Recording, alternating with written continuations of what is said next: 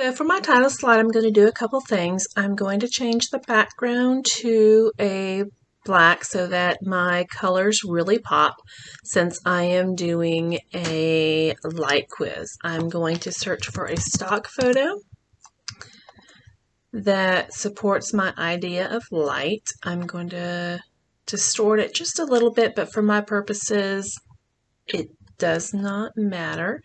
And then I'm going to insert a title, properties of light. I need to obviously make it readable, make it quite large, and now we're ready to add our questions. After your title slide, you're going to want to input your questions. Now, it's very important to remember that our questions need to be on separate slides since we will be linking them to different slides within the quiz presentation. Now, to make my question pop and look separate visually from my answer choices, I'm going to start by making a shape that I'm going to use in the background of my question. I also, to help create unity within my quiz, I'm going to change to a gradient fill with my Roy G. Biv colors. I'm then inserting a text box that I'm going to add my question in. So I grade that, I'm going to fill that, so now my background shape looks more like a border. Now, so that you don't have to watch me type everything in, I have pre-typed my questions, so I should be able to just pop it in. All right. Now, just like the slides need to be individual, your answers need to be in individual text boxes because we're going to be linking the different answers to whether they got it right or wrong to a slide that says, yay, you got it right, or a slide that says, oops, try again. All right, so you're going to insert your text box and you're going to type your question. Now, to save time, I have already typed out my questions so that you don't have to watch me. So we're going to, there's answer one.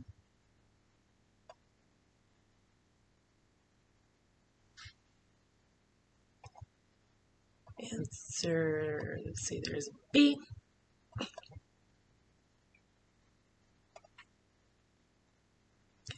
C. And D. Okay. So, there we go. Now that you have your question, you've got your 4 answers, you're going to want to go ahead and add the rest of your questions. I'm going to pause the video and come back to show you the next step.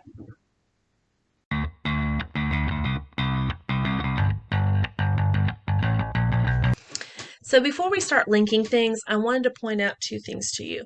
If you walk away and come back and you can't remember if you've linked something, simply look for the underlining. As you can see with the slide with question number 1, A and B has not been underlined. That tells me I have not linked it yet. The other thing I wanted to point out is it would be a good idea to have a sticky note or scratch sheet of paper where you can just jot down what slide goes with what bit of information. Not so much for the questions because they are easy to tell apart. You know, for example, here's a chart and there's a picture.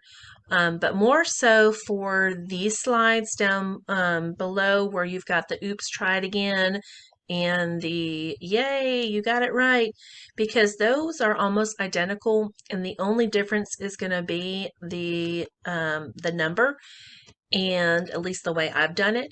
And so when we go to link it and the box pops up, the box is very small and it's going to be really hard to determine which slide goes to which number question.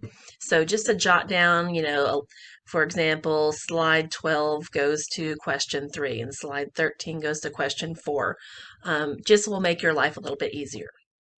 So let's go back up and let's go ahead and link these two that have not been linked. Everything else has been linked um, before this video, so I have time to kind of like show you how everything works. So I happen to know for this particular question that A is the correct answer. So I want to link that to the slide that says, yay, you did a good job, go to the next question. So to do that, highlight the whole thing because you're not sure where the student is going to click. You're going to go under the Insert tab and you're going to come over here to Action. You're going to go down to Hyperlink. We're going to bring the drop-down menu down and we're going to click Slide because we're going to link it to another slide within the document. And here's that small box that I was talking to you about earlier. So I need to find the first one that says, yay, you got it right.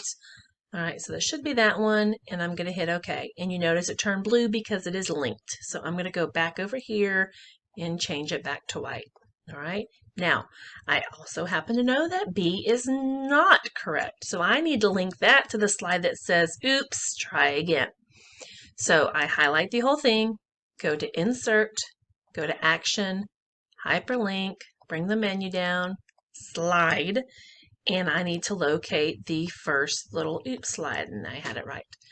All right, so I'm going to link it, hit OK. It's turned blue. Now on my computer, for some reason, it only does the last few parts, so I need to click the color font button twice. I don't know why it does it. All right, so that's all linked. All right, the other thing I did not link yet because I wanted to show you is the help button. So for those of you who are making a PowerPoint quiz for students who might need extra support and you're offering that hint, then you're going to want to highlight that button. So I'm going to highlight it, same process, insert, action, hyperlink, slide, and then I need to locate my hint slide that goes with that one. So I believe, yeah, 21. So I'm going to link that together. All right, so everything else should be linked already. You can do a quick scan, make sure everything's underlined. The only thing that's not going to be underlined is the photos, the images, and you can just simply hover over and see if they've been linked. All right, so I'm going to go up to slideshow and we're going to go from the beginning. All right. So obviously this is the teacher view, but it'll still work. So they go to the first question and they read it. Okay, now let's say a student answers B. Hopefully not, but you know there's always some kid in your class that's going to miss it. So if they click it, oops. All right, they click it, they go back to the question. Now here is where if you have the hint option, it'll take you to that second version of the question with the hint button. If you don't have that, then you just link it back to that original question. So if a student wants to look at the hint, they can click that and it'll take them to whatever you have on your hint page. Here I just simply have two definitions. Okay, they look at it. Okay, I got it. They go back and they try it again. Okay, that's the right answer. So now you're going to click, it'll take you to the second question, and you basically just do the same process over again. All right, okay, see? Yay, got it right. All right, and you keep going, work your way through. So let's say question 3, they said, oh, 3 of them have to do with refraction. Nope, let's go back.